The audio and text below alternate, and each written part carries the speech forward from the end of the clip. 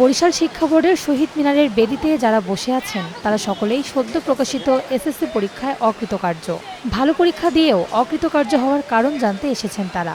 এর আগে প্রিপারেশন নিছি, কোচিং করছি, যেগুলো দরকার আমরা সেগুলো সবই করছি, তাহলে আমরা কেন? আমার মা বাবা যথেষ্ট চেষ্টা করছে, শিক্ষকরা চেষ্টা করছে, তাহলে সবই কি ব্যর্থ আমাদের? আমার একটা কনফিডেন্স আছে না, আমি তো ভালো পরীক্ষা দিয়েছি, বাট আমি লিখছি সব কিছু, আমি ভালো পরীক্ষা দিয়েছি, বাট আমার সাইডে যে লেখছে আমারটা দেখে সে পাস করছে, বাট আমার সামনের বেঞ্চে ছিল, কিন্তু আমি পাস করতে পারলাম না কেন? যারা কখনো পড়ালেখা করে নাই তাদের দেখি পাস আসছে, আর আমরা সারা জীবন পড়ালেখা করে আমরা দেখি এখন ফেল। শিক্ষা বোর্ড প্রতিষ্ঠার পর এবারই সবচেয়ে খারাপ ফলাফল। পাশের স্কোর 56.38% নিয়ে সবার শেষে অবস্থান করছে বরিশাল। গত বছরের চেয়ে পাশের হার কমেছে 32.75%, অর্ধেকে নেমেছে জিপিএ 5। শ্রেণীকক্ষে রসায়ন ক্লাস নিচ্ছেন এসএজিএ মাধ্যমিক বিদ্যালয়ের সহকারী শিক্ষক জাহিদুর রহমান। এসএসসি পরীক্ষার খাতা মূল্যায়নের দায়িত্ব পেয়েছিলেন তিনি। 254টি খাতার মধ্যে 35টি খাতা দেখে হতাশ হয়েছেন। 30-35টা খাতা দেখেছি যে মান খুবই খারাপ।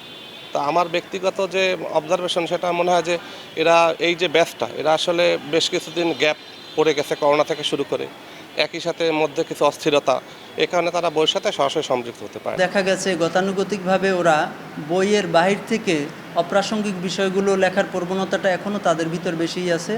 অস্থিরতার পাশাপাশি দীর্ঘ সময় শিক্ষা প্রতিষ্ঠান বন্ধ থাকা, মোবাইল আসক্তি, পাঠ্যক্রম পরিবর্তন এবং অসচেতনতা খারাপ ফলাফলের কারণ বলে মনে করেন শিক্ষকরা।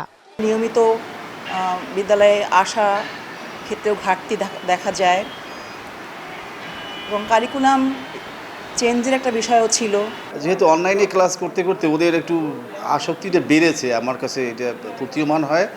এটা যদি একটু কমে আসে তাহলে শিক্ষার্থীরা আবার পড়াশোনায় চলে আসবে। পরিবেশ পরিস্থিতির যে ভিন্নতা এইটা বিশেষভাবে দায়ী। একটা কারিকুলাম নিয়ে এবছরের এই বাচ্চারা পড়াশোনা করছিল, প্রস্তুতি নিচ্ছিল ক্লাস 9 থেকেই, কিন্তু হঠাৎ করে পরিবর্তন হয়ে যাওয়ায় তার সাফারার কিন্তু আমাদের এই কোমলমতি শিক্ষার্থীদেরই হতে হয়। তবে খারাপ ফলাফলকে নেতিবাচকভাবে দেখছে না বরিশাল শিক্ষা বোর্ড চেয়ারম্যান। তার মতে বিগত সময়ের পরীক্ষায় বিশেষ সুবিধা নিয়ে ভালো ফলাফল করার সুযোগ থাকলেও সদ্য সমাপ্ত পরীক্ষায় সেই পদ্ধতি বন্ধ হওয়ায় মেধার যথাযথ মূল্যায়ন হয়েছে।